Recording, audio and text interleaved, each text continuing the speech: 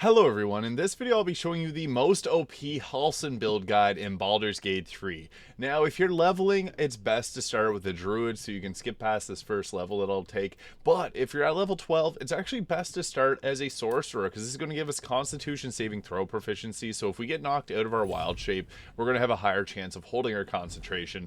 In addition, we can also get armor of Agathys, and we also get the draconic sorcerer boost to the armor class of our wild shape. So if you wild shape as any certain one and it doesn't have an armor class of 13, it'll get boosted up to 13 from the draconic sorcerer. There's also some other tricks I'll show you guys here in order to maximize the amount of damage and the potential usefulness of this. Now, the moon druid is the tankiest class in the game, and I'm going to show you how. So starting, obviously, if you're level 1 through 6, go druid, because the owlbear form is the first form that you want to get. The owlbear is extremely strong at level 6, so I would highly recommend going that route and just staying druid. But if you get to level 11, take a level of sorcerer and take the draconic sorcerer, and your ancestor should be the blue or the cold dragon one here. This will give us armor of Agathys, which is actually really important because this will give us temporary health. This persists into wild shape and the cold damage as well, so it's really nice because when you're in wild shape, you're going to draw more aggro. So that's a good choice. We're also going to, whatever scales you want, I don't like them, so we'll just take that off. Now for our cantrips that we learn at level 1 sorcerer, minor illusion's never a bad choice, and mage hand could be a good one. Ray of Frost and Shock and Grasp are two very useful ones, and Bone Chill for reducing or stopping the target from healing is also really great. So we'll go with those ones because you can't get them as a druid. And as for our spells, I think that it's good to have mage, or good to have shield, and magic missile is not a bad one, just to be able to get yourself some extra damage that's guaranteed. Doesn't have an attack roll, although long strider, I guess we don't got long strider, we got enhanced sleep, can be an okay choice too if you want to precast it before combat. And then for our ability scores, we're actually going to go obviously all in on the wisdom. It's not a bad idea to have a good bit of constitution as well, so somewhere around there is what we're going to go with. So we'll take 16 wisdom, 16 constitution, and the rest into our dexterity. And you can also put, I guess, another point, take the strength up there. So something like this looks good. You can also swap around the constitution with dexterity if you really want to, but this looks pretty solid for our ability scores. Now, what makes it so nice with the sorcerer again is we got armor of Agathys, which will persist into our wild shape form. So at our next level here, we're actually going to take druid again. However, we can also add in the fighter, because this, what's nice about the fighter is this is going to give us martial weapon proficiency. What's big about this is when we get level 10 Myrmidon forms, we actually don't have the martial weapon proficiency. So you're not going to deal as much damage unless you do take this. Now, there's two choices. We can add in one level of the war cleric, which is also a wisdom based class, and this will give us bonus action attacks. But also the fighter, the defense armor class will give us a +1 armor class, and this actually persists into wild shape. So this is a good choice. You can either add in the fighter, but we really just want the martial weapon proficiencies because for whatever reason they don't get it whenever they're wild shaped, so, or they don't get it from the druid, so it's kind of a waste unless you take a level of fighter. So we're going to go with this, although you can also go war cleric if you want. This also gives us bonus action heal, but that defense is what we want. So we'll take that for our second level, and now we're going all the way moon druid again. If you aren't at max level, just follow from here. So this is the druid. Shillelagh or Shillelagh, two pronunciations. A very great cantrip. This deals 4 to 11 bludgeoning damage, and you can do this on a torch, which will deal an additional 1d4 fire damage. So that's a great choice early on for damage, and it'll use wisdom for our attack rolls. Thorn Whip's nice. You can pull a creature 3 meters closer to you. Sometimes that means it pulls them off of a cliff and they die. That's great. Now, we're going to take Healing Word as a bonus action heal that we can do from distance. Cure Wound sucks. Don't take it. We're going to go with Healing Word. For if your teammates go down, use this to pick them back up. Entangle's not a bad one. I think that the best choice is, if you want to go with a Create Water team, Create Water's huge. Thunder Wave is nice for the pushback. Sometimes you can take enemies out by pushing them instead of pulling them with the Thorn Whip. Fog Cloud's nice for heavily blinding and obscuring targets, and you can also sneak in here if you want to set up your rogues. You can put a Fog Cloud down, they can sneak into it, and they have a good chance of hiding in there. Long Strider's also nice, increase movement speed by 3, and Speak with Animals sucks because we can turn into a wild shape and talk to them anyways, or we can use a potion. Entangle's not bad, creating a vine surface, but there's some other ones that are better that don't require concentration. I would take Create or Destroy Water or Long Strider of these spells. Now, what makes this build so good is our wild shape. So we're going to get ourselves the Circle of the Moon here. This is Halsin's basic choice here. It's what he starts off as. Circle of Land for Jahara and Circle of Spores I think works best for Minthara because she's from the Underdark. However, we get our Lunar Men so we can expend spell slots to heal ourselves in wild shape. And we also get an exclusive wild shape bear, and also Halsin has his own bear form. So this is pretty good. It goads targets into attacking it. It gets 30 health and increases every 2 levels. The spider is also really good, as well as the wolf for setting up your team. So you mostly want to be in bear or spider shape. Now, the extra spell that we'll take is Long Strider for here. Although Ice Knife's nice because you can cast it while being silenced, so that's another choice you can go with. Now for our level 2 spells, Hold Person's a really good one. Moonbeam's nice if someone puts Sanctuary on you. You're still able to attack with Moonbeam and move it around. Flame Blade's nice, but I can show you how to get a permanent Flame Blade. And Spike Growth is our best choice until we get the Woodland Being, which can summon or which can do Spike Growth for us without us having to hold the concentration. For our next cantrip, Poison Spray, really resistance, guidance, whatever you want, doesn't really matter too much. And for our next level spell, Flaming Spear is pretty good because for concentration, this is a tank for the team, so we can take it early on and swap it out later. Now for our feat, there's one that makes a whole lot of sense here that you might not even think of with Tavern Brawler. So unarmed attacks is what our wild shape forms are going to be doing. So this will allow us to bring up our constitution. We should have left it at 15. And this will also add our strength modifier twice to the damage and attack rolls. So yeah, I should have put a constitution of 15. I kind of forgot about that. But yeah, the attack rolls is the big one. In honor mode, you don't get the damage boost, but this is so important because this is going to make our attacks guaranteed to hit when we're in our forms. The Myrmidon form, Earth or Elemental, will actually also benefit from Tavern Brawler. So my personal preference, I like the Air Myrmidon. It's the strongest and it can stun people. But we also get an extra attack in our Wild Shape at level 5, so that's really great. And then we can also take Call Lightning and Plant Growth. So Plant Growth doesn't require concentration. Lay this down before you Wild Shape. Call Lightning does have concentration, but it's good lightning damage that doubles itself with Create Water. Sleet Storm is another really underrated spell, so I'd recommend taking that alternatively. At level 6, we get our subclass feature Primal Strike. When in beast form, your attacks count as magical for the purposes of overcoming resistance and immunity to non-magical damage, which is really nice.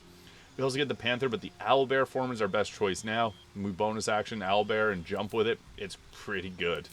And we'll take Sleet Storm for our next leveled spell, although you can take really any of the other ones. We got what we want here, and we're mostly going to be in wild shape form anyway, so now we get some cool ones. Woodland being super useful because we can summon in. It has a summon too, but this is the way that we're going to be doing Spike Growth because it can do Spike Growth for us. Also, the Minor Elemental is amazing. Ice Storm is a good choice. Confusion. And even Grasping Vine is a useful one. It's now a bonus action when it used to be an action, and it has a decent bit of health to it. But we're going to go with that for our leveled spells. And at Druid level 8, we get ourselves another feat, and we also get the Saber-Tooth Tiger, which can shred armor and regenerate health points.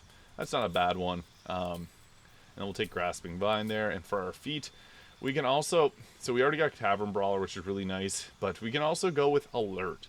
We can increase our wisdom if we really want to, but what's nice about initiative is you don't lose it in wild shape because it's rolled at the start of combat. So that +5 to initiative and can't be surprised will persist. And that's why we're going to go with that because initiative's huge. We can also add the Hellrider Longbow to get increased initiative. But at Druid level 9, we get to choose another level spell, and I think Conjure Elemental makes the most sense here. Insect Plague is another okay one too, but I just think it's best to go with the Elemental. And then at level 10 Druid, we get our 2 attacks in wild shape form. We also get the Dilophosaurus. But the big one is we get our Myrmidon form. So we get air, earth, fire, and water. Water can apply water to the entire enemies and can also heal your team. Fire Myrmidons can haste themselves and they get some pretty good damage.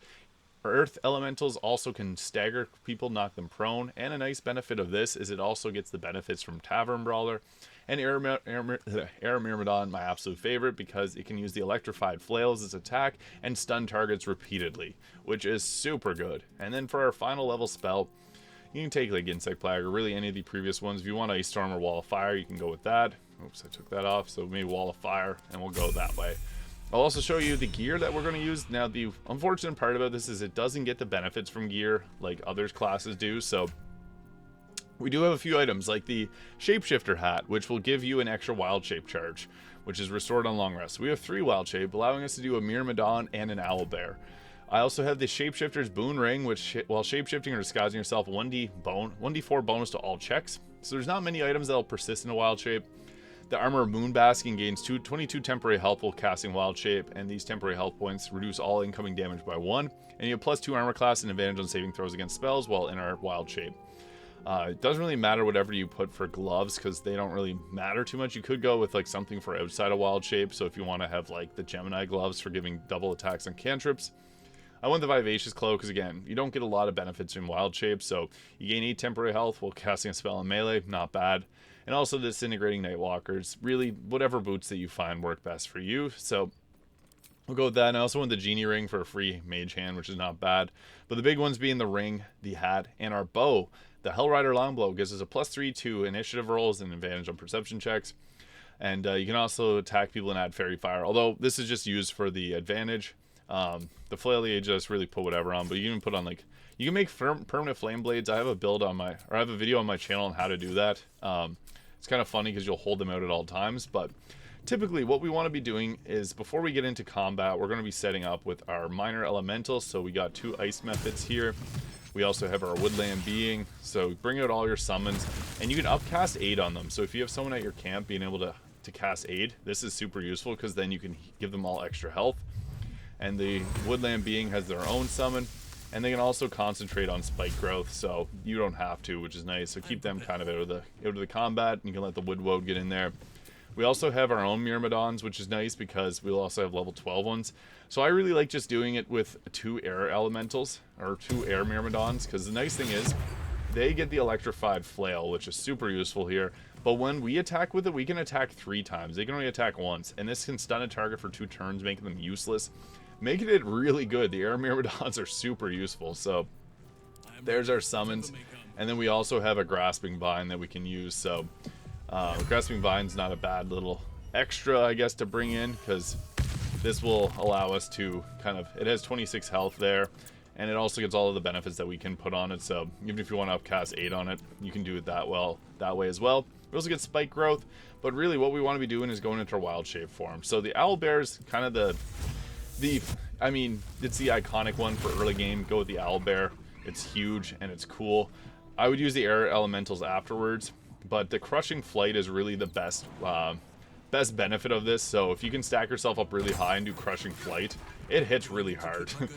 We also just have our claw attack. So another benefit is we can actually drink strength potions. So this will also benefit our Wild Shape. So 20 strength there, but what we can do is we can drink ourselves a strength potion, and then we have our strength set to 27. So that further increases our damage output, which is just absolutely crazy. So yeah, that is a really nice benefit of that, is just getting yourself the extra damage.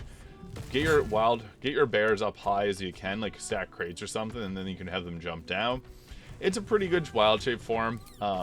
I prefer the air Myrmidon myself, but also the fire one's pretty strong.